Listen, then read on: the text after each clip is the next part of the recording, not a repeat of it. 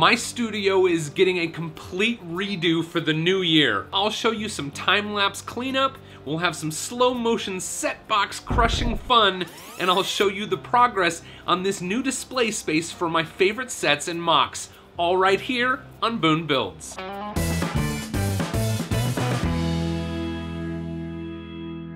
Welcome back to Boone Builds, where my mission is to inspire creativity for fans of LEGO just like you.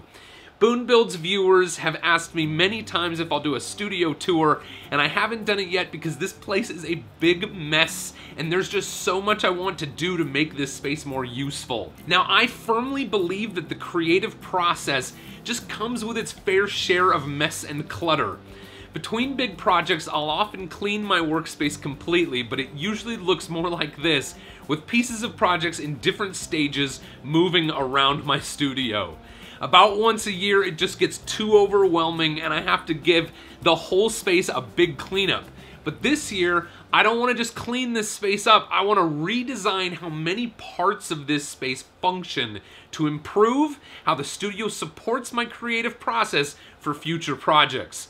But first, I just have to start clearing space. I'm going to get this stack of bins and these tables out of here and move on to clearing some space on top of this workbench. I borrowed these tables for a past project so they can be taken out of here and returned to their home.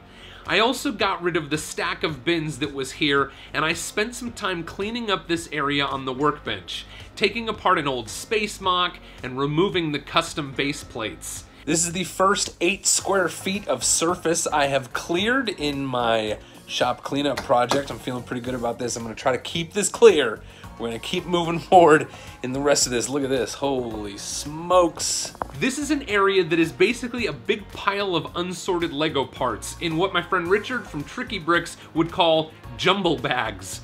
There's a lot of different ways these parts can get here, and I'll use them eventually, but they do me no good until I can get them organized. Empty Lego set boxes are starting to pile up, and I decided a long time ago that I just can't keep all my set boxes, or they'd just completely fill this space up. So I thought it would be fun to crush them in slow motion. But before I do that, I just want to thank 2 of my newest supporters on Patreon, Giovanni C. and Deanna S. For just a few bucks a month, they're helping me make LEGO fan content here on Boone Builds sustainable. If you like seeing behind-the-scenes content like this, best friends and super friends of Boone Builds get behind-the-scene clips on Patreon before anyone else in the world. And if you'd like to check out the other awesome perks I offer to my Patreon supporters for only about the cost of a polybag or minifigure per month, you can learn more at patreon.com/BooneBuilds. Now let's do some slow-motion set box crushing.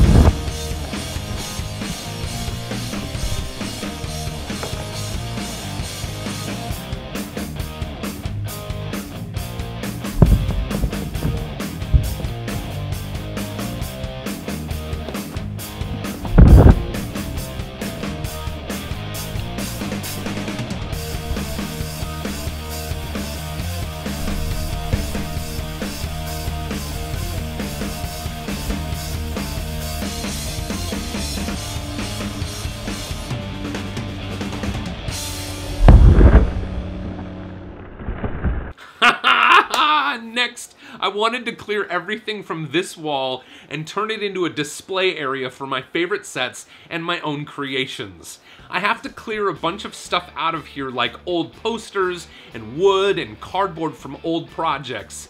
This red phone booth is going to another room to store office supplies. Old bottles of cleaning products and other garbage that has found itself living on the floor just has to get out of here. I'm taking down an old shelf and pulling out this old utility sink, disgusting from years of cleaning up after greasy car projects and cleaning paintbrushes. I'm taking down an old border and preparing this section of the wall to be painted. I'll miss my old Ghostbusters logo, but I'm excited about what this space is going to become. Now, I want a whole wall of shelves over here to display my favorite original creations, as well as some of my favorite official LEGO sets. But lumber is really expensive right now, so for my shelving material, I went to a pile of old wood planks I have sitting in my side yard. These used to be a colorful wall I had in one of my old offices, but they've been sitting out here in the weather for a number of years. After cutting them to size and giving them a good soapy scrub and dry, they were ready for paint. Now I think the great thing about bringing these old boards back to life is that I can save some money, and who of us wouldn't rather spend our money on Lego pieces instead of lumber, right? But also, this wood gets to keep on serving a purpose right here in the Boone Builds studio instead of having to be processed through the recyclers or going to a landfill. While I waited for the shelving paint to dry, I installed a barely used utility sink that looks a lot nicer than the one I removed. That evening, my bro Eris came over and helped me make quick work of hanging the shelves. And the next morning, I started moving all of the items to the shelves. So now, this part of the new studio is ready, and I'll tell you about what I've decided to put on these shelves. So here it is, the new display shelves are completely up. I am really excited to show you what I have going on here. The Ghostbusters are still represented up there with the Ghostbusters Firehouse. Brett and Mark gave me that for my birthday a few years ago. We've got a couple Ecto ones up there. This whole side of this top shelf is going to be Boba Fett stuff. I collect all of the Boba Fett Slave One ships, and you can see these ones that are up here need to be taken out of the package and assembled, but eventually that's just going to be a whole shelf up there of Boba Fett sets.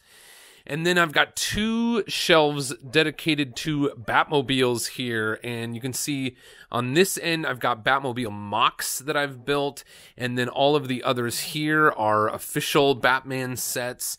And maybe I'll do a little bit more in-depth look at what we have on these shelves here in a future video.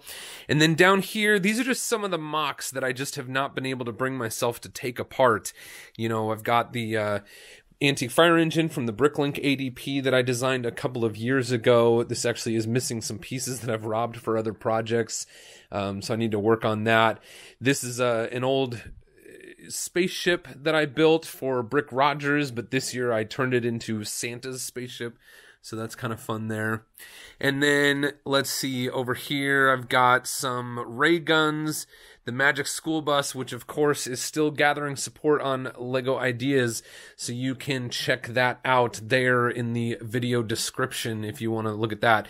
And then here's some awards that I've won by myself and with teams at Bricks Cascade. And this is a little McDonald's that I built. This was one of the very first MOCs that I built, you know, as an adult, kind of getting back into LEGO. And actually that reminds me, over here I've got a Batwing that is sort of a mashup between a Batwing and Benny's spaceship. And that was a MOC that I built for a build challenge for my very first Portland LEGO users group meeting. So this is a lot of fun. There's still a little bit of work to be done here in this display, but I'm really pleased with how it's looking so far, and I can't wait to share with you the updates here. So I still have a long way to go, which is why I called this video Part 1.